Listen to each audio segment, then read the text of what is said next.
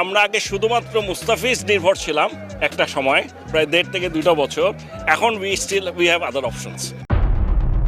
IPL খেলতে যাবে মুস্তাফিজ, হঠাৎ করে মন গলে গেল পাপনের। দর্শক, চলতি আইপিএলে বল হাতে চেন্নাই সুপার কিংসের হয়ে দুর্দান্ত পারফর্ম উপহার দিয়েছেন মুস্তাফিজুর রহমান। সিএসকের হয়ে প্রতি ম্যাচেই তিনি ধারাবাহিকভাবে উইকেট তুলে নিয়েছেন। আইপিএল 2024-এ বেগুনি চুক্তির দৌড়ে বাংলাদেশ তারকা পেসার একেবারে প্রথম সারিতে।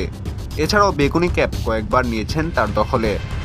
তবে এসব এখন তার থেকে অনেক দূরে, কেননা বিসিবির ডাকে সে ফিরেছে নিজের দেশে।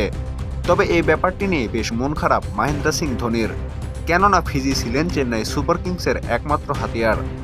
তবে সব জল্পনা কল্পনা ছাপিয়ে বয়ে এলো নতুন খবর, কেননা জিম্বাবুয়ের জন্য ফিজকে দেশে আনলেও খেলানো হচ্ছে না এক ম্যাচেও।